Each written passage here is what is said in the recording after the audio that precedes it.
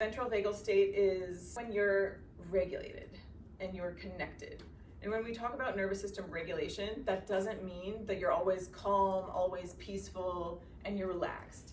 When you're regulated, it means that you can experience a wide range of emotions without it overwhelming you. Dr. Daniel Siegel calls it the window of tolerance.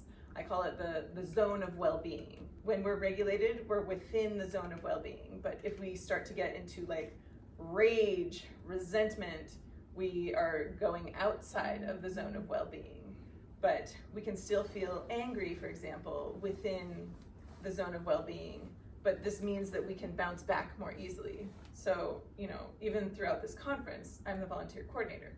I go through like this all day with like stressful points and whatnot, but I'm able to bounce back. I'm not like in stress all day and it's not like chronic.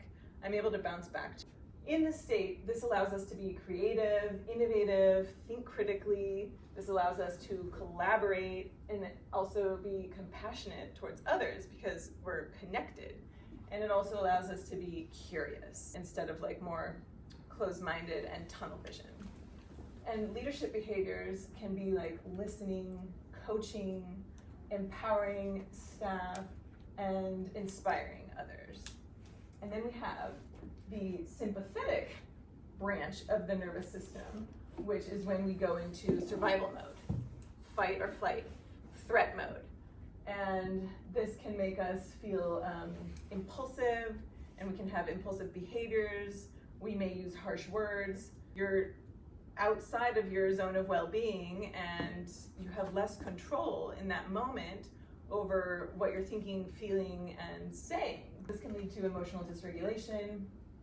And the prefrontal cortex basically just goes offline when you're in the sympathetic nervous system state. So the prefrontal cortex is where your executive functions are. And that's something that little kids don't have developed yet. And they're still developing up until about 25 years old. And we can continue to develop our executive functions in our brain throughout our life. The executive functions include, for example, emotional regulation, impulse control, being able to plan things, being able to think about potential consequences. So actually a lot of systems thinking skills. Critical thinking, the ability to think more abstractly, etc. But when you're in survival mode, it's really hard to do that. Basically, we don't have access to that part of our brain in the moment.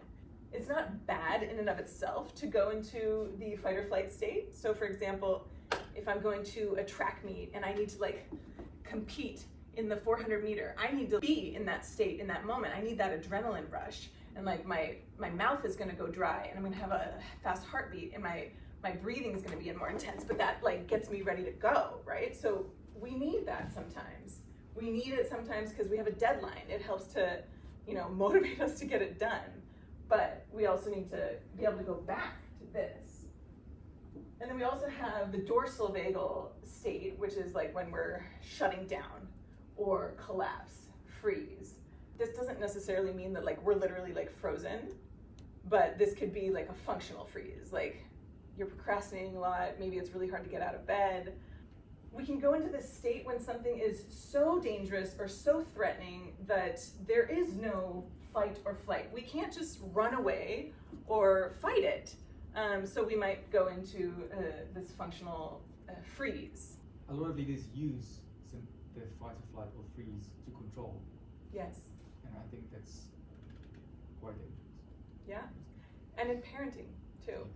When we think about authoritarian parents that use coercion, manipulation, fear-based parenting tactics. So I'm also a parent coach. That's like what I do in Chile. My other job, I teach parents how to use a authoritative or a democratic parenting approach, which is based in science. And it's focused here so that we aren't using these states to control our children.